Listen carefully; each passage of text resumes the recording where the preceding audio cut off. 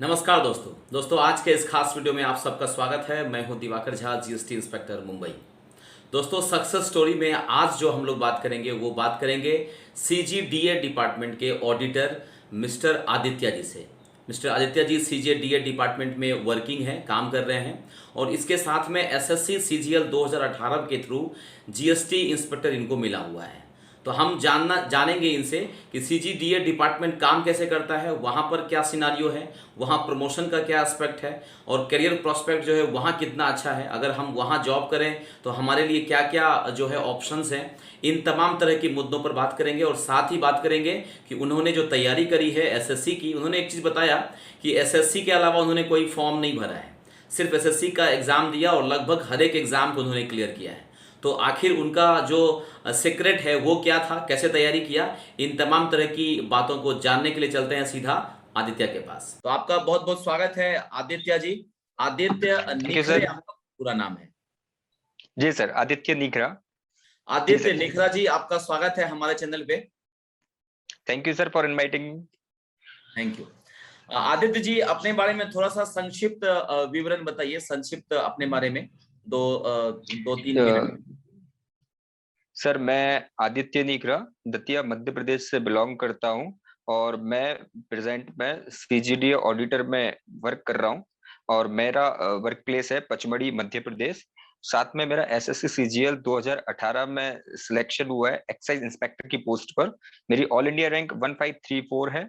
और educational qualification की बात की जाए तो मैंने 10th और 12th दोनों ही एमपी बोर्ड से की है, जिसमें मेरा 10th में 83 परसेंटेज रहा है और 12th में 87 परसेंटेज रहा है। वहीं ग्रेजुएशन की बात की जाए तो ग्रेजुएशन मैंने जीवाजी यूनिवर्सिटी से की है, जीवाजी यूनिवर्सिटी ग्वालियर में, और जिसमें मेरा परसेंटेज 74% रहा है। बहुत बढ़िया, वेरी गुड। आपके घर में कौन कौन है आदित्य जी, आपके परिवार के बारे में बताइए। सर मेरे फादर मदर एंड मेरी दो सिस्टर है, एक बड़ी सिस्टर है मुझसे, एक छोटी सिस्टर है। हम्म। पापा क्या और करते हैं, मम्मी? मेरे जी। फादर का बिजनेस है सर। मेरे फादर का बिजनेस है। हाँ हाँ। That's it. ओके, चलिए हम लोग स्टार्ट करते हैं। हम लोग जो आपका एसएससी का जो जर्नी है, वो आपने ग्रेजुएशन कंप्लीट होने के बाद स्टार्ट किया था या पढ़ाई के साथ साथ, मतलब जो एजुकेशनल आपका है ग्रेजुएशन में, वहां से स्टार्ट कर दिए थे या पहले ग्रेजुएशन आपने कंप्लीट किया था? सर एक्चुअली कुछ ऐसा था सर कि 12th के जब कर रहा था तो उस समय सुना था कि 12th परसेंटेज बेस पर सर उस समय पोस्ट ऑफिस में पोस्टल असिस्टेंट सॉर्टिंग असिस्टेंट की पोस्ट पर सिलेक्शन हुआ करता था। तो मैंने 12th के बाद ही वो टाइपिंग के लिए प्रेपरेशन स्टार्ट करी। और जैसे ही मैंने प्रिपरेशन स्टार्ट करी तो लगभग 3 से 4 महीने के अंदर पता चला कि वो खत्म कर दिया गया है। अब परसेंटेज जो डायरेक्ट सिलेक्शन हुआ करता था वो हटा दिया गया है। तो फिर उसके बाद मैंने बैंक क्लर्क के लिए ट्राई किया। मतलब ऐसा कुछ मेरा डिसीजन नहीं था कि गवर्नमेंट सेक्टर में जाना है या प्राइवेट सेक्टर में जाना है। फिर भी सर जब मैंने मैथ्स स्ट्रीम ली और साइंस बैकग्राउंड फील्ड में आया तो फिर क्या है कि या तो आप ट्रिपल आईआईटी के थ्रू जाइए, अदरवाइज अगर आप नॉर्मली जाते हैं तो आपको उससे अच्छा है कि आप प्राइवेट गवर्नमेंट सेक्टर में जाएं, प्राइवेट सेक्टर के कंपैरिजन में। तो जी। मैंने सर वही किया और गवर्नमेंट सेक्टर में आया।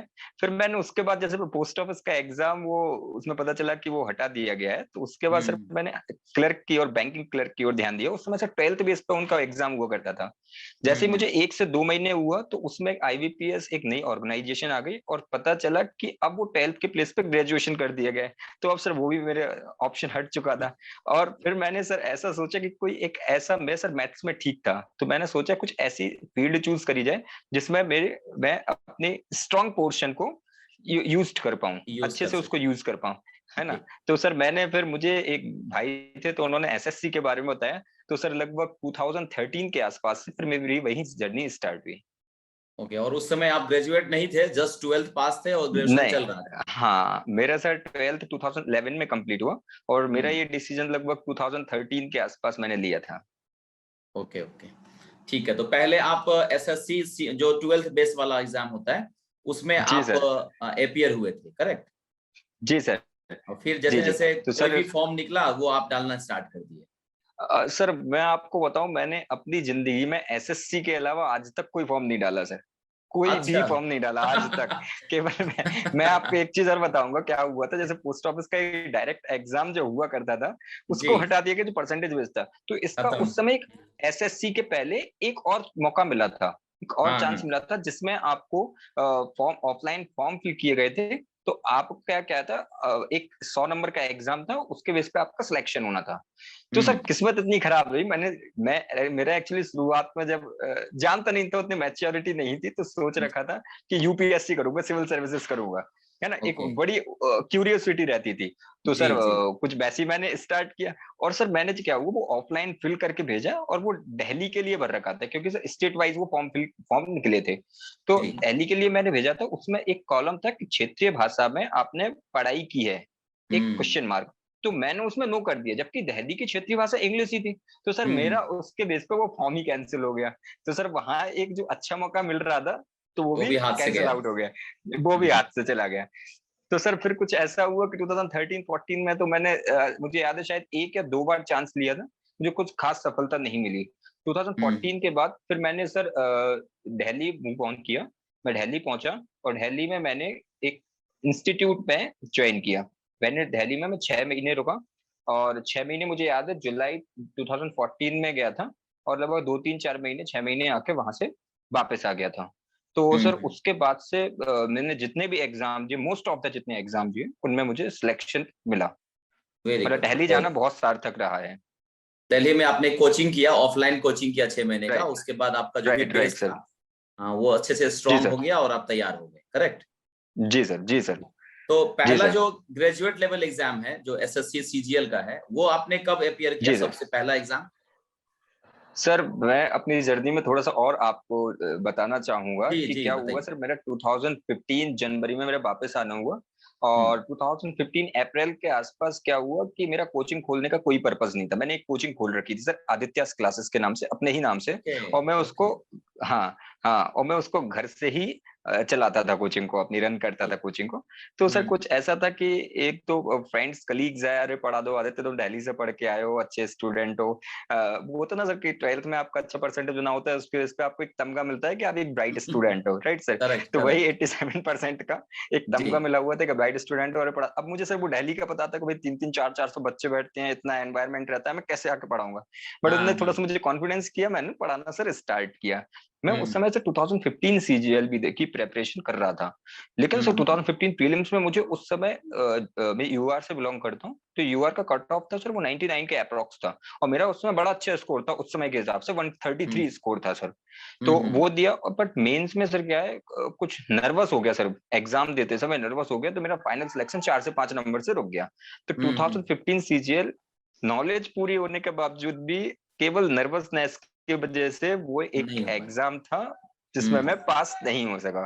नहीं हो उसके सका। बाद सर कुछ ऐसा रहा कि अब क्या किया जाए, क्योंकि एक जब आपका, आप दिल्ली से पढ़ के आए हो और एक हर्डल सा लग जाए आपका कि भाई अब क्या करें यार।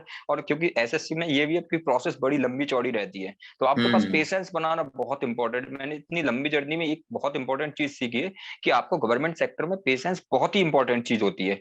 और अगर आपके हम्म। पास वो धैर्य नहीं है, तो आप टैलेंट होने के बावजूद भी इस सेक्टर में आप टिक नहीं सकते हैं।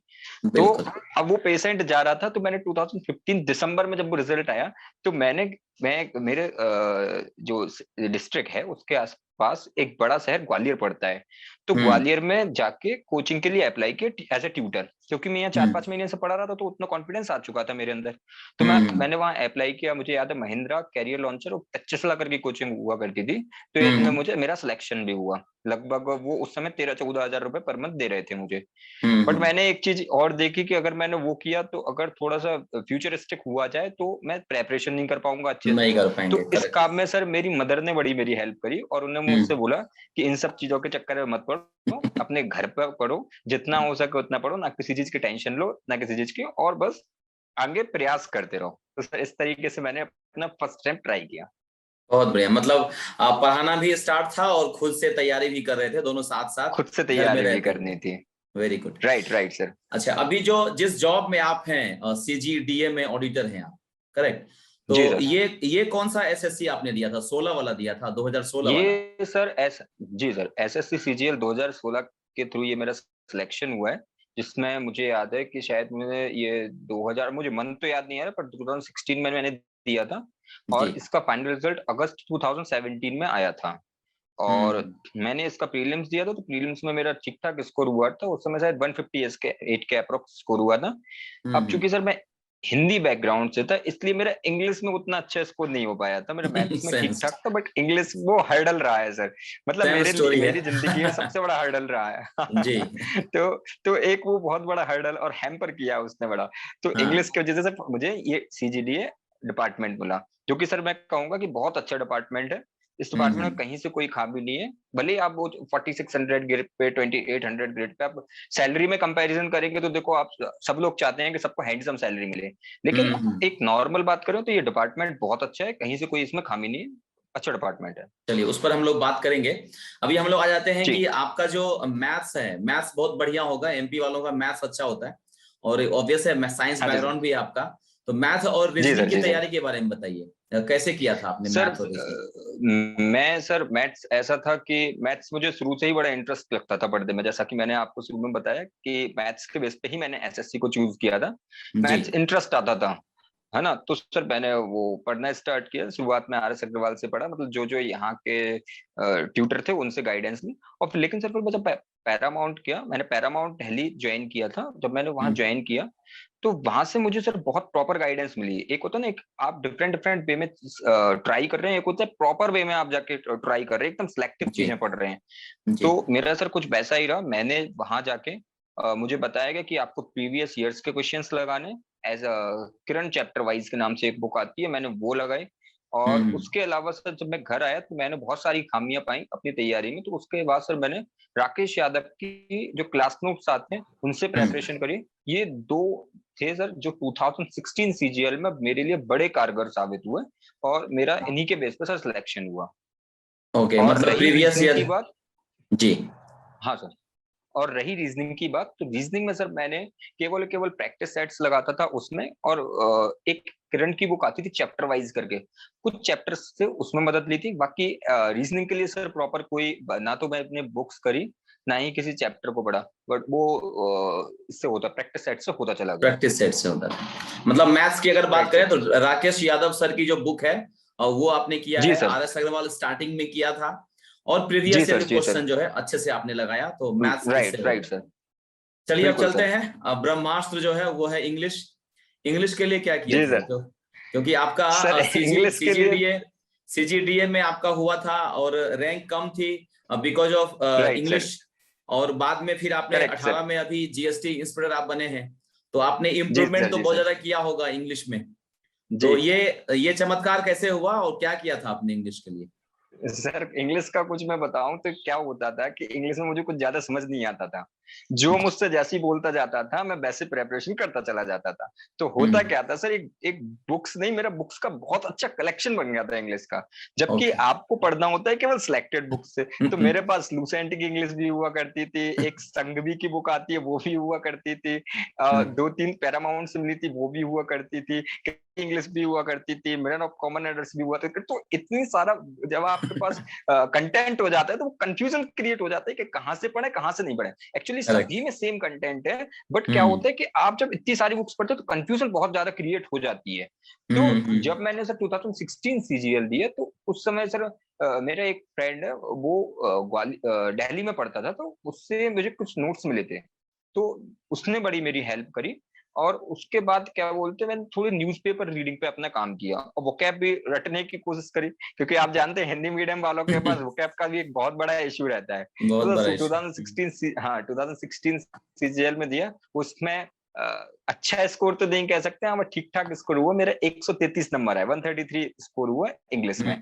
और मैथ में शायद 177 के आसपास स्कोर था। तो इस तरीके से रहा। लेकिन सर 2017 सीजीएल भी दिया सर मैंने आपको बताऊं, बट 2017 सीजीएल आप बिलीव नहीं करेंगे सर, मेरा प्रीलिम्स में 170 स्कोर था। Okay, great. मेंस में जाके जब उसके एग्जाम हुए सर, तो क्या हुआ, फिर से जो 2015 की कहानी, मैं नर्वस हो गया, वहीं पैनिक कर गया। और आप बिलीव नहीं करेंगे, जो मेरा सर स्ट्रॉन्ग पोर्शन हुआ करता था मैथ्स, उस मैथ्स, हाँ। पोर्शन में मैंने सेंचुरी लगाई सर। 200 अरे में से 100 नंबर शिट। आए केवल। ओहो। हाँ। तो सर ये जो 2017 में जहां सिलेक्शन ले सकता था वो भी रुका, हम्म और वो भी इसलिए क्योंकि नर्वस हो गया, या जब 170 स्कोर हुआ तो ओवर कॉन्फिडेंट भी हो गया, अच्छे से प्रेपरेशन हम्म नहीं कर पाए उन चीजों की। आपको अपने, हम्म क्योंकि मैंने एक चीज सीखी है सर कि आपको अपने मेंटली तौर पे स्ट्रेंथन होना भी बहुत जरूरी है जब आप एग्जाम की प्रेपरेशन करते हैं। तो हम्म वो उतने तरीके से लैक ऑफ कॉन्फिडेंस मान सकते हैं, लैक ऑफ कंसंट्रेशन मान सकते हैं, उस चक्कर में वो रुका। बाकी हम्म 2018 सीजीएल में जब मैंने तैयारी करी, तो सर मैंने जब 2000 ये सीजीडीए ज्वाइन किए तो वहाँ के कलीग्स ने भी बड़ी क्या कहते हैं हेल्प मिली है हेल्प मुझे। कर जी। वहाँ के जितने भी कलीग्स थे उनसे मुझे अच्छी खासी हेल्प मिली, और उन लोगों को पढ़ने का एक वे था। तो हम्म मैंने वही धीरे धीरे करके उनको फॉलो करने की कोशिश करी, कुछ अपनी तरफ से भी मॉडिफिकेशन लाया। तो मैंने सर ये पाया कि आपको अगर इंग्लिश की तैयारी या किसी भी सब्जेक्ट की तैयारी करनी है, मैं ट्यूटर भी रहा हूँ सर, तो मैंने एक चीज गौर करी, आप एकदम सिलेक्टेड कंटेंट रखें, एकदम सिलेक्टेड कंटेंट रखें, और हम्म उन्हीं चीजों को बार बार प्रैक्टिस करें। क्योंकि आप जब बहुत सारा कंटेंट रख लेते हैं, जी जी।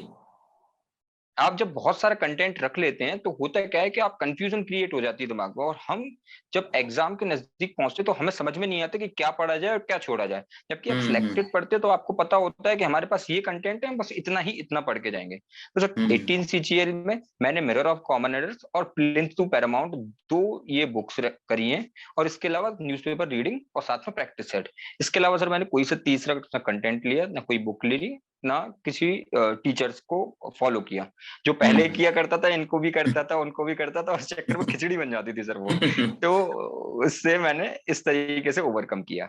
हाँ, मतलब बहुत सारी बुक्स आपने रखा था, लेकिन तैयारी के क्रम में जब फाइनली आपको करना था तो हाँ सिर्फ दो बुक, एक नीतू सिंह मैम राइट, की बुक और दूसरा जो है बिल्कुल सर।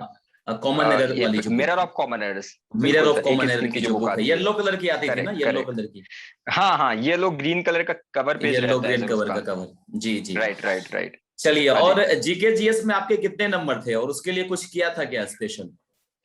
सर जीके जीएस में 18 सीजीएल में आई थिंक मेरा 25 to 30 स्कोर था, हम्म और 16 में भी इतना ही था। बाकी मेरी सर मेरा मानना ये है कि जब आप एसएससी सीजीएल की प्रिपरेशन करते हैं तो आपको जीएस पर बहुत ज्यादा फोकस नहीं करना चाहिए, और जो लोग करते भी नहीं है उसका मानना हम्म ये है कि कारण ये है कि आपको केवल 50 नंबर लाने हैं, और वो 50 नंबर का पोर्शन सर बहुत वास्ट पोर्शन है, जिसमें आपके कई सारे सब्जेक्ट्स हैं, हिस्ट्री हुआ, हम्म ज्योग्राफी हुआ, पॉलिटिक्स हुआ, साइंस हुआ, मिसलेनियस हुआ, हम्म तो आप किस किस सब्जेक्ट को कितना कितना टाइम देंगे। हम्म राइट। तो हम्म मैंने सर केवल एक लूसेंट बुक पढ़ी है, और मैंने कभी कभार, जब मैंने आपको बताया मेरे सिविल सर्विसेज का था, तो मैंने थोड़ी बहुत एनसीईआरटी बुक्स पढ़ रखी थी, पढ़ तो रखी हल्की थी। फुल्की उनसे हेल्प मिली। और बाकी हम्म करंट अफेयर्स, तो सर मेरा मानना यह है कि इतने दो सोर्सेज इनफ है। आप लूसेंट हम्म। से पढ़िए और साथ में करंट अफेयर्स को ले लीजिए, that is enough for GS. मतलब लूसेंट जो है वो तो पढ़ना ही है, उसका कोई सब्स्टिट्यूट नहीं है हाँ, एसएससी उसका के कोई लिए। सब्स्टिट्यूट नहीं है सर। क्योंकि सर अब ऐसा है सर, देखो आप 50 में से मेरा सोचना है कि वो 7-8 क्वेश्चन दे देता है।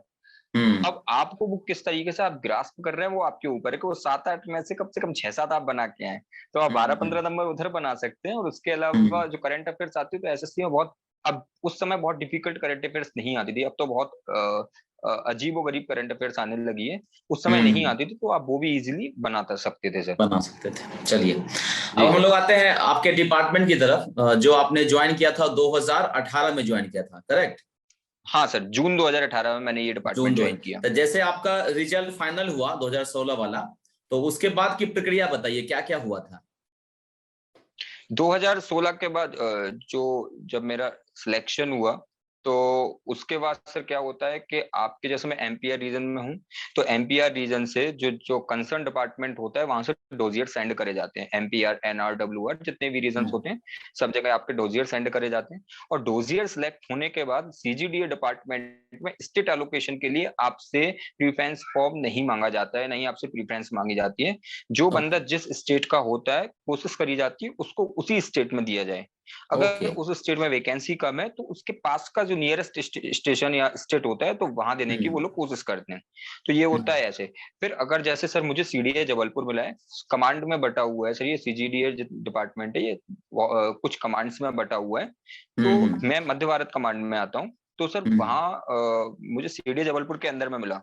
तो वहां से डोजियर होता है, फिर यहाँ आता है, सीडे जबलपुर आता है। सीडे जबलपुर आपको डॉक्यूमेंट्स, जितने भी आपके डॉक्यूमेंट्स होते हैं सेल्फ अटेस्टेशन के साथ, और साथ में आपका मेडिकल, दोनों चीज आपको भेजने के लिए बोलता है। जब आप वो वहां भेज देते हैं, उनको वो चेक कर लेते हैं, इंस्पेक्ट कर लेते हैं, उसके बाद आपका अपॉइंटमेंट लेटर आता है। तो अभी जैसे मैं आपको बताऊं, जस्ट लाइक अभी की जो प्रोसेस चल रही है, मुझसे बहुत सारे लोग क्वेश्चंस पूछते रहते हैं कि सर क्या प्रोसेस है, कितना टाइम लग जाएगा। टेलीग्राम के माध्यम से, आपके चैनल के माध्यम से भी कम से कम 3-4 लोग मुझसे जुड़े। तो जी मैं जी उनको बताना चाहूंगा, आपका जैसे इंस्टीट्यूट कमांड एलोकेशन होता है, कमांड एलोकेशन के लगभग आप मानिए 2 से 3 महीने और मैक्सिमम 4 महीने के अंदर आपकी ज्वाइनिंग हो जाएगी। ज्वाइनिंग होती अभी है। जो हाँ, अभी जो डिले हो रही है वो केवल और केवल कोविड की वजह से हो रही है, क्योंकि दिल्ली में आपको भी पता है कि बहुत खराब सिचुएशन थी इस समय, है ना। तो वहां ऑफिसेज नहीं चल रहे थे, रोटेशन बेस्ड काम कर रहे थे लोग, ऑफिसेज हम्म। में भी कहीं ना कहीं क्षति हुई थी। तो इसलिए वहां लेट स्पेल हो थी रहा भी, है। इसलिए डिले हो रही है। हम्म। बाकी प्रोसेस, हाँ, इसलिए बाकी, लेकिन अब जितना समझ में आ रहा है फिर प्रोसेस बहुत स्मूथ होगी। ओके, तो नॉर्मली लोगों के दिमाग में क्या रहता है कि सीजीडीए है तो दिल्ली ही मिलेगा पोस्टिंग, या ज्यादा सीट जो है नहीं वो सर, ऐसा दिल्ली में नहीं है। रहता है। नहीं नहीं सर, ये गलत सोच है मिसकॉन्सेप्ट, लोगों की। हाँ, घूम रहा है सब हाँ, जगह। मिसकंसेप्ट है। बिल्कुल। सीजीडीए डिपार्टमेंट एक सर बहुत वास्ट डिपार्टमेंट है, मैं आपको बताऊं। हमारा हम्म जो डिपार्टमेंट है, इसका फुल फॉर्म है controller general of defence accounts. और हम हम्म लोगों का जो मेनली काम रहता है, जितनी भी आर्मी की यूनिट्स हैं, तो उनकी जितनी भी मॉनिटरी है, जितना पैसे से रिलेटेड प्रोक्योरमेंट होता है, उस पर कर्टेल करना और कंट्रोल करना, ताकि उस पैसे का अच्छे से utilization किया जा सके, है ना। चाहे हम्म प्रिक्योरमेंट होती है, चाहे उनके डिफेंस प्रिक्योरमेंट हो, उनकी खरीद से रिलेटेड सलाहें देने वाली बात हो, या हम्म कंस्ट्रक्शन से रिलेटेड कोई भी वर्क हो, तो वहां किस तरीके से हम कमी ला सकते हैं पैसे में, किस तरीके से और बचाया जा सकता है पैसों को, तो उस तरीके से हम्म। हमारा डिपार्टमेंट काम करता है। और बाकी ओके, डिपार्टमेंट की बात करें सर, डिपार्टमेंट, जी सर। जी बहुत बढ़िया। सीजीडीए में जो हायरार्की होता है उसके बारे में थोड़ा बताइए। जैसे जी आप ऑडिटर के रूप में ज्वाइन किए, तो आगे का क्या जी। प्रोस्पेक्ट है डिपार्टमेंट में? प्रमोशन एस्पेक्ट जानना चाहते हैं आप? जी जी सर। हाँ सर, तो सीजीडीए ऑडिटर में आप, ये जो ऑडिटर है, ग्रुप सी की 2800 ग्रेड पे की पोस्ट रहती है। जी। और इसमें आपका 2 साल का प्रोविजन पीरियड रहता है, एक कंफर्मेशन टेस्ट होता है जो कि बहुत easy रहता है। आप ट्रेनिंग करते हैं, ट्रेनिंग के दौरान जो आपको सिखाया जाता है उसी के बेस पे आपका एक टेस्ट होता है, आप उसे इजीली पास कर लीजिए, आपका प्रोविजन कंप्लीट हो जाता है 2 साल के अंदर, 2 साल पे। उसके बाद यहाँ एसएएस एग्जाम होता है सर।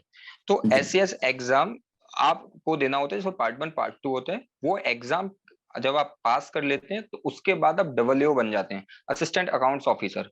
और 2000 मुझे जहां तक याद है, पिछले साल ही डीओपीटी का ऑर्डर आया, जिसमें 4800 ग्रेड पे जो डबल होता है, 4 साल बाद आपको, इमीडिएटली 4 साल के बाद 5400 ग्रेड पे भेज दिया जाता है। और उसके हम्म। बाद सर आप एओ बनते हैं, एओ के बाद आप सीनियर एओ बनते हैं, और अगर आपकी सीनियर एओ सर क्लास 1 ऑफिसर हो जाते हैं।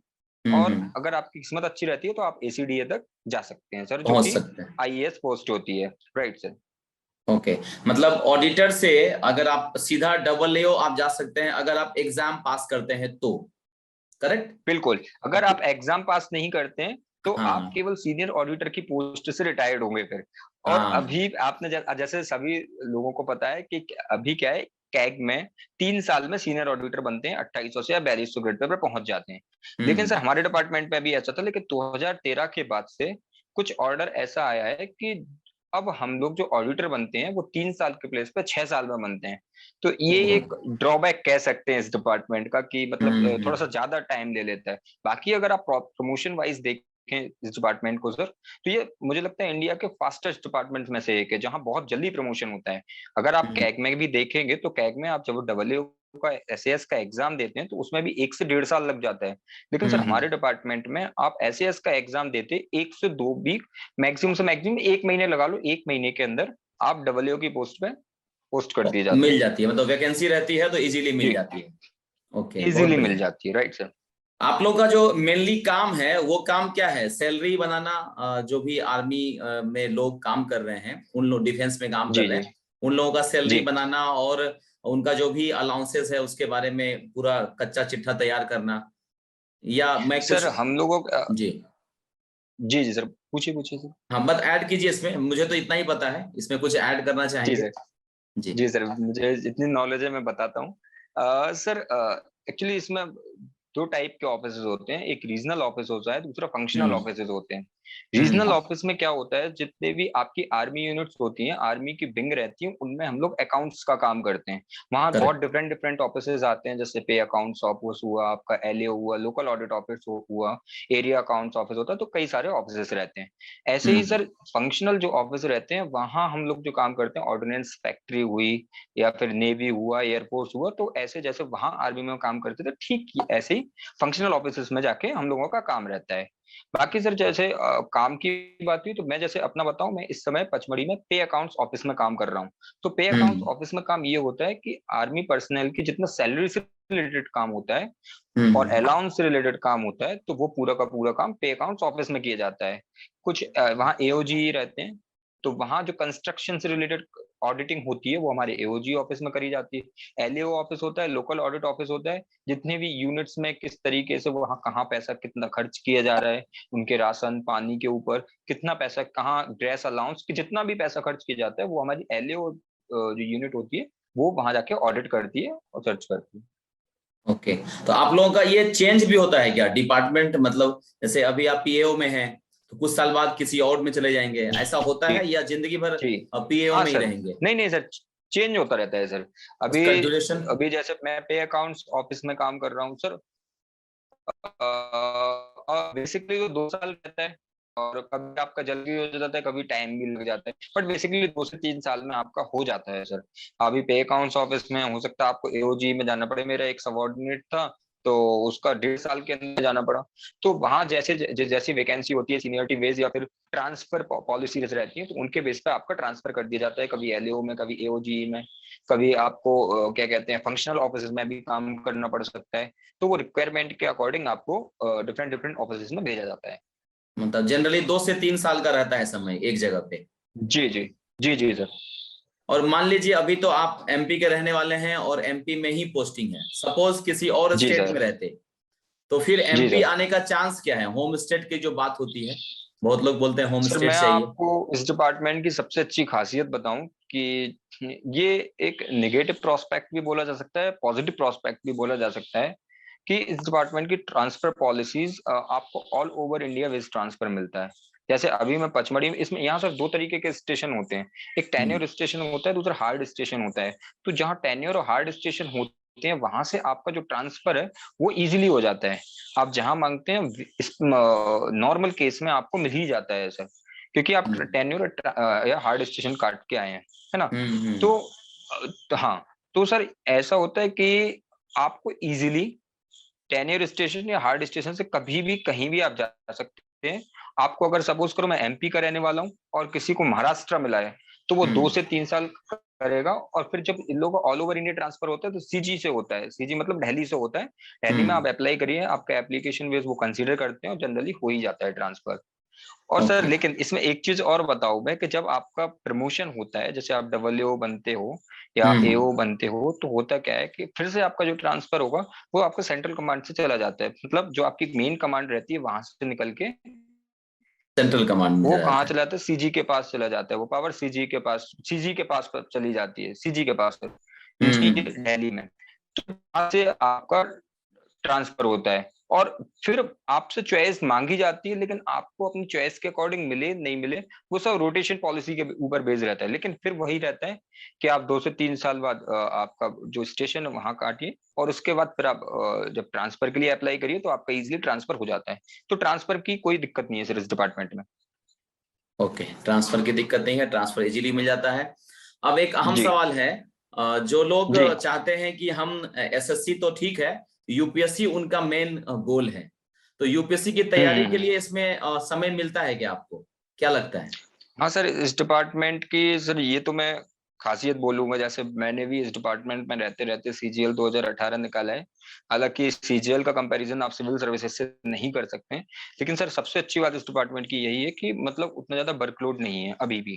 तो हम्म। प्रेशर तो हर जगह आपको मिलेगा, और वो आपके सेक्शन टू सेक्शन डिपेंड करता है, लेकिन फिर भी हम्म। सर ऐसा है कि अगर आप इन जनरल देखें तो बहुत ज्यादा प्रेशर नहीं है, आप आराम से बैठ के तैयारी कर सकते हैं, कहीं कोई दिक्कत वाली बात नहीं, क्योंकि आपके जैसे आप एक्सरसाइज में देखें तो वहाँ फील्ड पे भी जाना होता है, यहाँ भी जाना हम्म। होता है, एलओ जो आप मैंने आपको बताया वहाँ फील्ड पे जाना होता है, बट बहुत बहुत कम सेक्शंस ऐसे कम रहते हैं रहता। जहाँ आपको फील्ड पे जाना पड़े, स्पेशली आपका डेस्क जॉब रहती है, आप वो इस 9:30 टू 6 o'clock तक जॉब करते हैं, बाकी आपके पास पर्याप्त टाइम हो सकता है, आप आराम से तैयारी कर सकते हैं। तो सर मेरे हिसाब से इसमें कोई इशू नहीं है, और ओके। वर्कलोड भी काफी कम है। तो अभी आपका जैसे जीएसटी में आपका हो रखा है, जीएसटी इंस्पेक्टर के लिए आपका जी सिलेक्शन हो गया है, और ऑडिटर पर भी जी सर। आप अच्छा खासा मतलब आप सेटिस्फाइड भी है उस जॉब से। तो अभी आपका जी क्या सर। जी सर। डिसीजन क्या है आपका, जीएसटी इंस्पेक्टर बनना सर है या आगे का क्या सर है आपका? हाँ, मैंने आपसे भी डिस्कशन किया था इस बारे में। जी हाँ हाँ, मैं थोड़ा सा कंफ्यूज था सर। एक्चुअली क्या, अभी अभी ट्रांसफर भी हुआ है, मैं ग्वालियर भी पहुंचने वाला हूँ, मतलब जो मेरे होम सिटी है उससे नजदीक ही पड़ता है, होम टाउन से। जी। तो तो अभी तो सर अभी भी स्टिल कंफ्यूज हूँ, बट यहाँ एक चीज अच्छी है सेंट्रल गवर्नमेंट डिपार्टमेंट में, कि आपको हम्म। टेक्निकल रेजिग्नेशन मिलता है, तो आप लीव पर 2 साल में कभी भी अपने डिपार्टमेंट रिवर्ट हो सकते हैं। वापस आ तो सकते हैं, हाल हाँ। फिलहाल तो सर मैंने ऐसा डिसीजन लिया है कि हम्म। मैं ज्वाइन करने आने वाला हूँ आपके पास ही, क्योंकि मुझे उम्मीद है मुंबई जोन ही मिलने वाला है। Yes yes. तो मैं, हाँ तो मैं जरूर अभी ज्वाइन करूंगा, और बाकी फिर वहां रह के जैसा फील होगा, जैसा अच्छा अच्छा लगता है, तब तो फिर वहीं रहूंगा ही रहूंगा। नहीं हम्म। होगा तो कुछ और नहीं हो सकता, लेकिन अभी डिसीजन यही स्टेक हूँ कि मैं ज्वाइन करने आऊंगा, और फिर ओके। देखूंगा उधर। आपका जो एसएससी सीजीएल में जो पोस्ट है, 50 के आसपास पोस्ट है, इसमें ड्रीम जी। जॉब आप किसको मान के रखे थे कि ये चीज आदित्य को ये चीज चाहिए? ऐसा कोई गेम प्लान सर सेट किया था क्या? गेम प्लान तो ऐसा कुछ सेट नहीं था, लेकिन एक जो ड्रीम पोस्ट थी मेरे लिए वो इनकम टैक्स इंस्पेक्टर थी, लेकिन हम्म। पता था कि मार्क्स उस हिसाब से थे नहीं कि वो मिलने वाली नहीं है, इसलिए हम्म। मैंने फर्स्ट जो चॉइस थी इस बार जो मैंने फिल किया था तो जीएसटी इंस्पेक्टर किया था। और उसका हम्म। रीजन ये है कि सर जो मैं हूँ, मैं एक्चुअली जो बोलते हैं कि गुप्ता हूँ, गुप्ता यानी बनिया लोग होते हैं, तो बनिया लोग मतलब बिजनेस से रिलेटेड लोग। तो कहीं ना हम्म। कहीं एक दिमाग में ये सोच भी है कि वहीं कहाँ वहां जाऊंगा, जीएसटी में जाऊंगा, डिफरेंट डिफरेंट लोगों से मिलने का मौका मिलेगा, बिजनेस में आने का मौका मिलेगा, तो कहीं ना कहीं 10-12 साल में डिपार्टमेंट से बहुत कुछ सीख के कुछ और करने की कोशिश करूंगा, बिजनेस हुआ या फिर कहीं और बिल्कुल जाने की बिल्कुल। कोशिश करूंगा, जैसे आपने बताया था, है ना? तो देखते हैं बाकी सर। बिल्कुल बिल्कुल, मेरा एक वीडियो था जो बहुत ज्यादा लोगों ने पसंद किया था कि जीएसटी इंस्पेक्टर भी ऑडी और बीएमडब्ल्यू में घूम सकते हैं, वो देखा था क्या आपने? हाँ सर, देखा था मैंने। देखा था, वो वो डिलीट आपने हो जो गया। जिसमें आपने ये भी बताया था कि प्राइवेट सेक्टर में भी हमारे पास एक स्कोप रहता है हाँ, जाने बहुत का। ऑप्शन है, बहुत ऑप्शन है, हाँ, और बहुत ऑप्शन है। यहाँ पर काम करने का जो आपका एक्सपीरियंस है वो आप उधर यूटिलाइज हाँ कर सकते हैं, बहुत लोग कर भी रहे हैं, बहुत लोग अच्छे कर भी। अच्छे और पोजीशन सर में हैं। एक चीज और भी है कि वहाँ जो ऑडिटर की जॉब वो डेस्क जॉब है, राइट सर? और यहाँ जी। मुझे डेस्क डेस्क प्लस फील्ड दोनों में जाने का मौका दोनों मिलेगा, हैं, तो एक हाँ, दोनों एडवेंचरस सेक्शन। जॉब भी बन जाती है। हाँ, बिल्कुल, मोनोटोनस टाइप से जॉब नहीं रहती है, नहीं रहती है। और इवन काम से कुछ देखिए ना, सीखने का अभी मौका मिलेगा ही अभी मिलेगा। जहां पर मैं काम कर रहा हूँ, अभी 15-20 दिन में हम लोग का ट्रांसफर होने वाला है। तो ट्रांसफर में क्या होता है, हम्म। एक एक्साइटमेंट भी होता है, पता नहीं कहाँ जाएंगे, वहां कौन सा सेक्शन मिलेगा, हाँ वहां अलग तरह का हाँ काम हाँ हाँ होगा, मतलब थोड़ा सा मजा हाँ आता है। 2-3-3 साल में रोटेशन होता हाँ है, वही। तो उसमें आपको हाँ मोनोटोनस हाँ लाइफ नहीं हाँ होती है, तो आपको नया नया चीज सीखने को मिलता है, नई नई जगह पे बिल्कुल। आप जाते हैं। और अच्छी बात मुंबई की है कि आपको रूम घर चेंज नहीं करना पड़ता है, एक ही जगह से आप सब जगह जा सकते हैं, तो इसमें भी ट्रेवल कोई कर सकते दिक्कत हैं। नहीं, हाँ, ये दिक्कत नहीं आती है। हाँ हाँ हाँ। तो सर चलिए इसलिए इसके, मैंने, मेरा ये डिसीजन था। हाँ आइए हम डिसीजन लोग मुलाकात इसलिए था। करेंगे, मुंबई मुंबई आइए तो हम लोग मुलाकात करेंगे फिजिकली, अभी तो हम लोग डिजिटल हम लोग एक दूसरे से मिल मिल पा रहे हैं। बिल्कुल इसके अलावा, बिल्कुल सर। कोई फ्यूचर जो एस्पिरेंट हैं उनके लिए कोई संदेश, कोई राय आपके तरफ से? सर फ्यूचर एस्पायरेंट को मैं यही संदेश देना चाहूंगा कि अभी कोविड की परिस्थितियां चल रही हैं, एग्जाम हो नहीं रहे हैं, तो आप जितना ज्यादा से ज्यादा हो सके उतना ज्यादा से ज्यादा प्रैक्टिस करिए, और पेशेंस बना के रखिए। मेरा मानना है कि प्रैक्टिस, पेशेंस, प्रिजर्वेंस और कॉन्फिडेंस, ये चारों हम्म। चीजें बहुत जरूरी हैं एसएससी सीजीएल जैसे एग्जाम के लिए, क्योंकि हम्म। अभी कुछ परिस्थितियां, एटमॉस्फेयर भी इस टाइप का चल रहा है कि निगेटिविटी चारों तरफ है, तो आपका उस टाइम में काम आएगा आपका पेशेंस। तो मेरा हम्म। मानना है कि आप धैर्य बना के रखिए, आपका एग्जाम भी आने वाला है, और जोरों शोरों से मेहनत करते रहिए, आप जरूर सिलेक्शन ले पाएंगे। बिल्कुल, बहुत बढ़िया, बहुत बढ़िया। एक क्वेश्चन रह गया, बहुत लोग पूछते हैं कि जी सर सर। कौन सा यूट्यूब चैनल देखें, तो आपने कौन सा हाँ सर, देखा मैं था और जी, और कौन सा आपको मैंने अच्छा लगा? 2018 सीजीएल में जब मेरा सिलेक्शन हुआ था, तो मैंने सर मैथ्स के लिए भी अपनी थोड़ी-सी प्रिपरेशन चेंज करी थी। उसका रीज़न ये मैंने आपको जैसा कि बताया कि 2017 सीजीएल में मैंने केवल 100 मार्क्स रह गए थे मैथ्स हम्म। में। तो मुझे लगा कि मुझे थोड़ी-सी मेहनत की ज़रूरत है उस साइड। तो मैंने सर एक मैथ्स बाय पवन कुमार करके सर हैं, तो मैंने उनको हम्म। फ़ॉलो किया सर। उसने एडवांस में बहुत हेल्प करी और साथ में हम्म। मैथ्स गगन प्रताप सर हैं, तो उनको भी हम्म।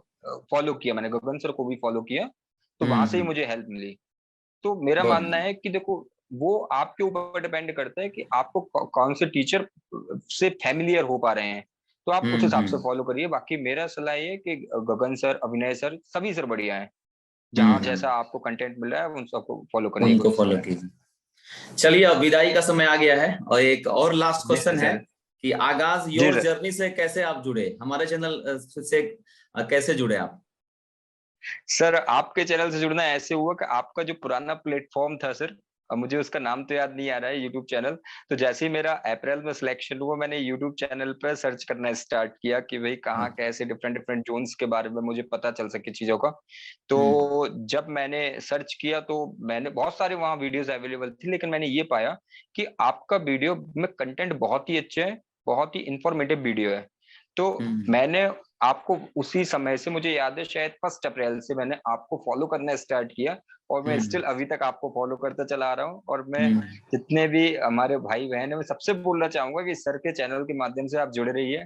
हमेशा आपको यूज़फुल कंटेंट एसएससी या किसी भी फील्ड के बारे में मिलता रहेगा और बहुत अच्छी वीडियोज़ हैं सर की।